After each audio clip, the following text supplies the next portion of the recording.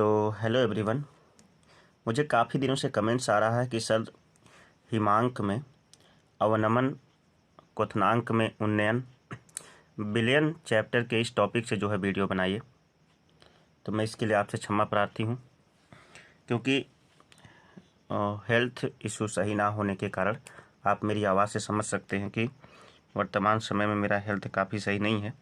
फिर भी बोर्ड परीक्षाएं नज़दीक हैं और बिल्कुल समझ जाइए सिर पर हैं। और काफ़ी लोगों के ये कमेंट्स थे कि इस टॉपिक को थोड़ा सा समझाया जाए, अगर कुछ ना तो कम से कम इसके जो है न्यूमेरिकल, या आप ये कह सकते हैं कि आंकिक प्रश्नों को ही हल कराया जाए। तो एक आंकिक प्रश्न, दो आंकिक प्रश्न आज मैं आपको हल कराऊंगा और दोनों जो है इसी के बेस पर आप अपनी पढ़ाई को जारी रखिएगा। जैसे ही हमारा हेल्थ सही होता है तो बिलियनों का अणुसंख्य गुणधर्म का जो पूरा का पूरा टॉपिक है, मैं उसके न्यूमेरिकल और उसके जो है पूरी थ्योरी को पूरी तरह से जो है अपलोड कर दूंगा। बस एक दो दिन का समय दीजिए।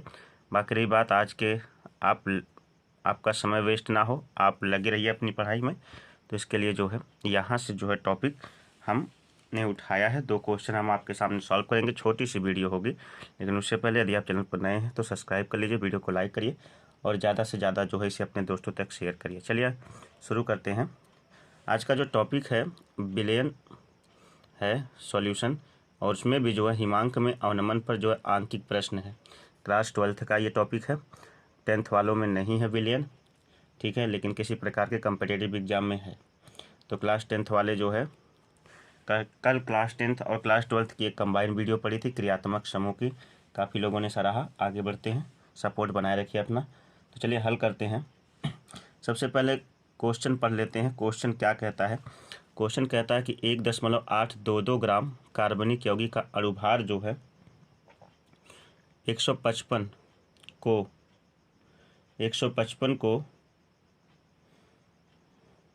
100 ग्राम बेंजीन में घोलने पर हिमांक में अवनमन 0.60 डिग्री सेल्सियस, यहाँ सेल्सियस लगा दीजिएगा, हो तो यौगिक का मोलल अवनमन स्थिरांक की गणना कीजिए।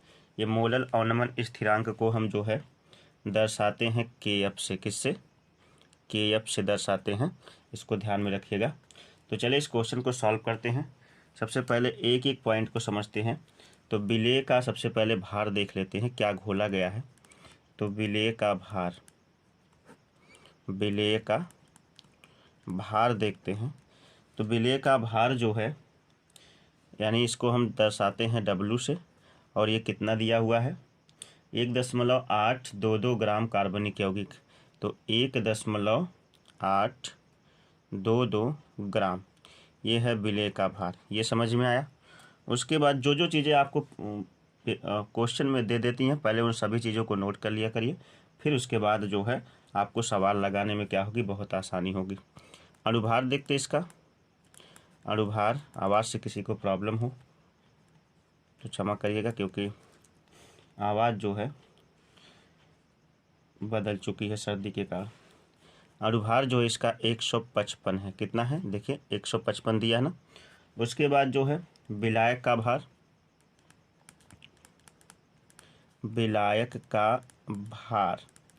जो विलायक है उसका भार दिया है 100 ग्राम बेंजीन में घोलने पर। तो विलायक जो हमारा बेंजीन है, बेंजीन में घोला गया है, तो ये हो जाएगा विलायक का भार। इसको देखिए भाई, इसको स्मॉल W से दर्शाया है, इसको कौन से? कैपिटल W से। विलायक के भार को कैपिटल W से, इसको स्मॉल W से। और ये हमारा जो है 100 ग्राम है। क्या है? बेंजीन है, 100 ग्राम है ना। ये समझ में आया? सबसे पहले विलेय का भार स्मॉल W 1.822 ग्राम हो गया। अणुभार यम जो है 155 दिया है सवाल में। विलायक का भार कैपिटल W बराबर 100 ग्राम, और KF ज्ञात करना है। तो यौगिक का मोलल अवनमन स्थिरांक, सबसे पहले क्या करेंगे कि अवनमन ज्ञात करेंगे। कितने की कमी आ जाती है वो देखेंगे। हिमांक में अवनमन 0.60 हो तो यहाँ पे लिखेंगे हिमांक में अवनमन डायरेक्ट दे दिया, घटाना नहीं है। हिमांक में अवनमन को जो हम दर्शाते हैं वो दर्शाते हैं डेल्टा T से। किससे? डेल्टा T से। और ये डेल्टा T का मान जो है सवाल में दिया है 0.60 डिग्री सेल्सियस। ठीक है, आगे बढ़ें। यौगिक का मोलल अवनमन स्थिरांक पता करना। जो जो चीज़ें दी हैं सबसे पहले उसको नोट कर लेते हैं। सवाल लगाने का यही तरीका है। ज्ञात करना है यौगिक का मोलल अवनमन स्थिरांक। मोलल अवनमन स्थिरांक यानी KF। KF हमें फाइंड करना है, ये हमें पता नहीं। तो सबसे पहले तो एक फार्मूला जो कि आपने पढ़ा होगा, ये टाइम जो है आपको फार्मूला पढ़ाने या सिद्ध करने का नहीं, ये टाइम डायरेक्ट फार्मूले को याद करना, अप्लाई करना, सवाल को लगाना। ठीक है, तो यम इज इक्वल टू आपने पढ़ा होगा 1000 multiply KF multiply small w अपान डेल्टा T और होगा मल्टीप्लाई कैपिटल W। ये फार्मूला आपने जो है जब आप हिमांक का अवनमन पढ़ रहे थे तो वहाँ पे आपने पढ़ा था। और जहाँ यम बराबर क्या है, यम बराबर अणुभार, क्या है, अणुभार है। तो इसी फार्मूले को हम बदल सकते हैं। इसी फार्मूले को अगर हम पलट दें तो कुछ इस रूप में आ जाएगा। तो हो जाएगा KF इज इक्वल टू यम और मल्टीप्लाई हो जाएगा डेल्टा T और जो है कैपिटल W। ठीक है, और जो है यहाँ से ये हो जाएगा 1000 और गुणे हो जाएगा स्मॉल w। 1000 है, ये 3 0 हो जाएगा, गुणे हो जाएगा स्मॉल w। ये फार्मूले को हमने क्या कर दिया है, पलट दिया है। हमें KF ज्ञात करना, तो इस फार्मूले को KF के आधार पे हम ला चुके हैं। अब इसी फार्मूले पे जो है सारा मान रख देंगे। समझ में आ रहा दोस्त? चलिए इसी फार्मूले पे थोड़ा सा मान रखते हैं। तो यहाँ से KF निकालना, इस सवाल बहुत ही आसान हो चुका है। KF बराबर हो जाएगा, यम का मान दिया है कितना, यम बराबर, ध्यान दीजिएगा, यम का मान जो है 155 दिया है ना, 155 गुणे और के डेल्टा टी का मान दिया हुआ है 0.60 गुणे और जो है कैपिटल W का मान कितना दिया हुआ है, कैपिटल W, ध्यान दीजिएगा 2 W थे, कैपिटल W का मान दिया हुआ है 100। यहाँ से 100 कर लेंगे और बट्टे में आ जाएंगे 1000 और गुणे स्मॉल W का मान कितना दिया हुआ है, तो स्मॉल W 1.822। ठीक है, एक चीज़ देखें यहाँ पे, यहीं पर आपको दिमाग लगाना है।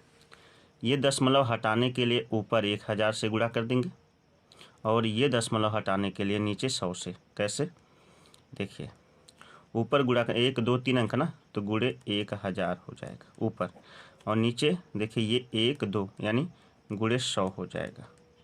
ये समझ में आया? अब जब इस तरह से हो जाता है, ध्यान दीजिएगा, तो 100 से 100 तो कैंसिल हो गया, 1000 से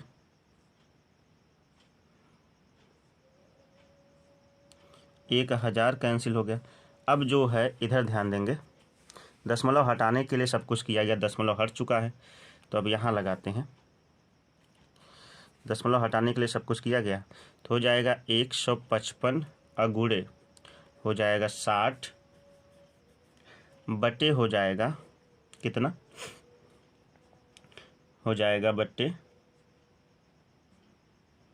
1.8, दशमलव तो हट गया ना, 1822 हो जाएगा, 1822, ये दशमलव नहीं है। ठीक है, 1822 हो जाएगा।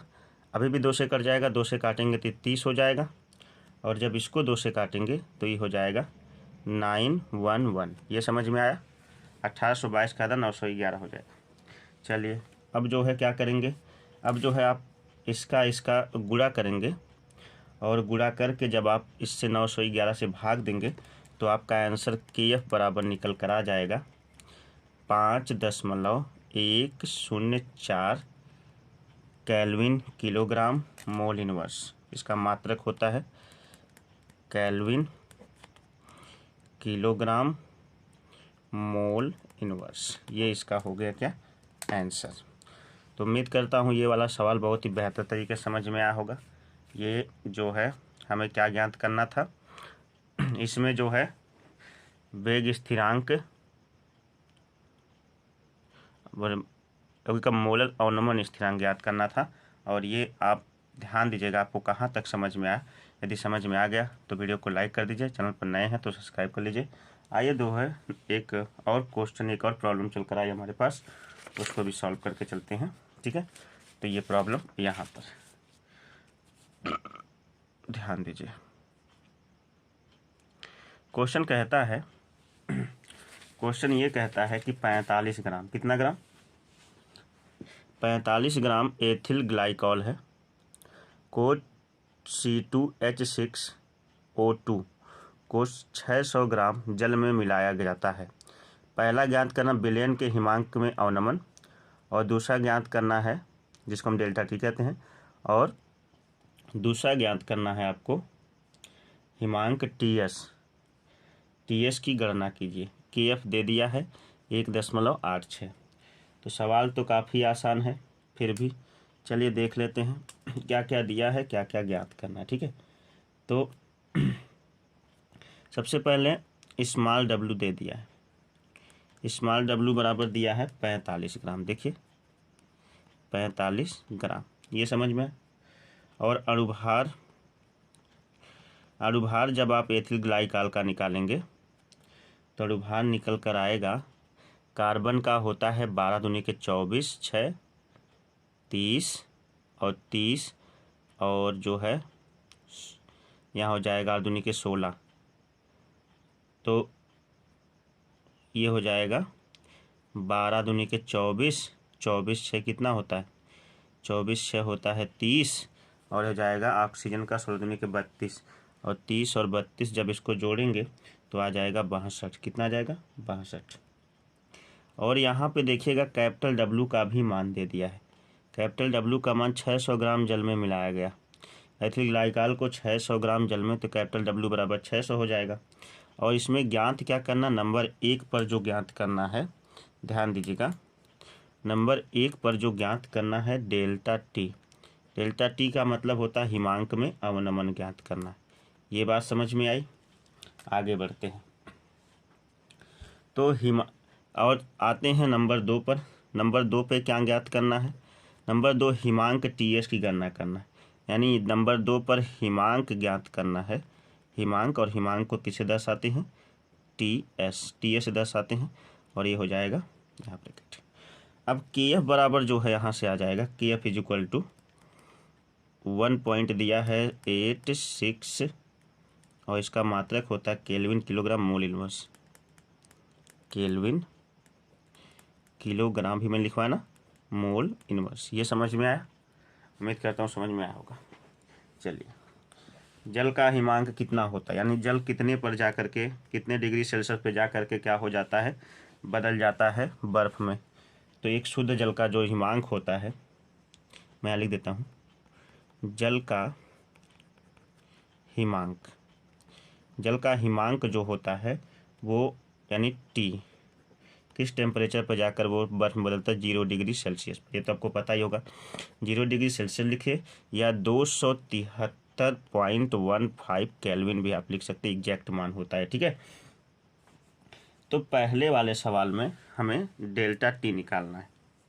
क्या निकालना है, देखिए डेल्टा टी। सबसे पहले वही फार्मूला लिखेंगे, इसको 2 पार्ट में बांट लेते हैं ताकि एक तरफ हम उसको सॉल्व कर देंगे, एक तरफ इसको। ठीक है, 2 पार्ट में बांटते हैं यहाँ से। अब देखिएगा, पहले वाले में हिमांक में अवनमन ज्ञात करना है, हिमांक में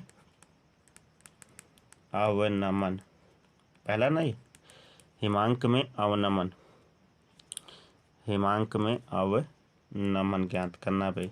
जब हिमांक में अवनमन ज्ञात करना है यानी डेल्टा टी का मान क्या करना, फाइंड करना है। ठीक है, तो सबसे पहले वही फार्मूला जो हमने पहले भी आपको इस्तेमाल किया था, एम इज इक्वल टू हो जाएगा 1000, और गुणे हो जाएगा केएफ, और जो है गुणे हो जाएगा स्मॉल डब्लू अपान डेल्टा टी हो जाएगा, और गुणे हो जाएगा कैपिटल डब्लू। ये समझ में आया, ये समझ में आ गया तो आगे बढ़ जाते हैं। आगे जो लिखना है ये, तो डेल्टा टी का मान, तो डेल्टा टी को बाहर लाएंगे, तो डेल्टा टी बराबर क्या हो जाएगा, 1000, और गुणे हो जाएगा केएफ का मान दिया 1.86, 8 और 6 गुणे जो है 45 हो जाएगा अपान डेल्टा टी का मान, डेल्टा टी बाहर निकल चुका है, नीचे पहले फार्मूला लिख देते हैं, ठीक है। चलिए पहले मैं बता देता हूँ, 62 गुणे कितना हो जाएगा 600। इसके आधार पे फार्मूला हमने चेंज नहीं किया, पहले मान रख दिया है। थोड़ी सी मिस्टेक यहाँ पे हुई है, मिस्टेक कुछ नहीं है, मतलब अगर बच्चा समझदार तो समझ जाएगा। डेल्टा टी बराबर क्या होता है, ये फार्मूला लिख रहा हूँ, 1000 गुणे हो जाएगा KF और गुणे हो जाएगा स्मॉल w अपान m और गुणे हो जाएगा कैपिटल W। ये समझ में आया, यही फार्मूला है। क्या है, यहाँ लिख देता हूँ फार्मूला, मान पहले ही रख दिया फार्मूले पर, कोई दिक्कत नहीं, ये चीज़ें यहाँ लिखनी चाहिए थी। देखिए 1000 गुणे KF का मान हो गया 45, स्मॉल w का मान 45 है और m का मान 62 है और इसका 600 है, ठीक है। ये बात समझ में आई। और जब भी आप इसे सॉल्व करोगे ना, सॉल्व करोगे, वीडियो काफ़ी लंबी हो जा रही है तो सॉल्व कर लीजिएगा, तो डेल्टा टी का माना जाएगा 2.23 डिग्री सेल्सियस, या आप जो है 2.23 डिग्री से 2.23 केल्विन भी लिख सकते हैं। ये पहला आंसर आया, सॉल्व कर लीजिएगा, आपकी जिम्मेदारी है, ठीक है। यहाँ चलते हैं, मुझे उम्मीद है कि आप जो बच्चे हैं टैलेंटेड होंगे, इतना तो उनको सॉल्व करना ही आता होगा। दूसरा जो है टी माइनस क्या होता है, TS होता है। टी माइनस क्या होता है, TS जब हो जाता है तो निकल के आता है डेल्टा टी, ये फार्मूला है। तो टेम्परेचर टी का मान कितना, देखिए टी का मान कितना है, यहाँ पे टी का मान लिखा होगा, यहाँ टी का मान जो है 0 डिग्री सेल्सियस, तो हो जाएगा 0 माइनस TS का मान कितना है, TS का मान दे दिया है, TS का मान ही तो फाइंड करना है ना। चलिए दूसरे वाले में is equal to delta T, ये फार्मूला होता है। अब 0 माइनस हो जाएगा TS इज इक्वल टू हो जाएगा, इसका मान कितना है डेल्टा टी का, तो डेल्टा टी का मान यहाँ से उठाएंगे 2.23 हो जाएगा। अब जो है TS को यहीं पे छोड़ेंगे और ये हो जाएगा 0 माइनस 0 में से घटेगा तो 2.23 हो जाएगा। तो TS बराबर आपका निकल के आ जाएगा -2.23 डिग्री सेल्सियस, या फिर ये हो जाएगा या 2.23 और अगर इसमें आप जो है 273.15 ऐड कर देते हैं तो ये हो जाएगा 270.92 केल्विन में मान है, सेल्सियस में यहाँ पे भी आंसर है, यहीं पे छोड़ सकते हैं और यहाँ पर तक भी जा सकते हैं। तो उम्मीद करता हूँ कि आज की जो वीडियो रही समझ में आई होगी। एक छोटी सी वीडियो थी और हिमांक में अवनमन के लिए काफ़ी समय से जो है कमेंट्स आ रही थी और मैंने कहा ना, हेल्थ मेरा सही ना होने के कारण मैं वीडियो नहीं दे पा रहा था आपको इस बारे में, लेकिन विलियन कार्लसन के गुणधर्म की वीडियो मैं बनाऊंगा और यकीनन पेपर से पहले बनाऊंगा, जो इंपॉर्टेंट सेक्शन है उसकी जरूर वीडियो बनाऊंगा। तो वीडियो कैसी लगी, उम्मीद करता हूँ अच्छी लगी होगी। वीडियो अच्छी लगी, चैनल पर नए हैं तो चैनल को सब्सक्राइब कर लीजिए, वीडियो को लाइक करें, ज़्यादा से ज़्यादा अपने दोस्तों तक शेयर करिए। मिलते हैं एक नई वीडियो के साथ, तब तक के लिए नमस्कार, बाय बाय, जय Hind, have a nice day.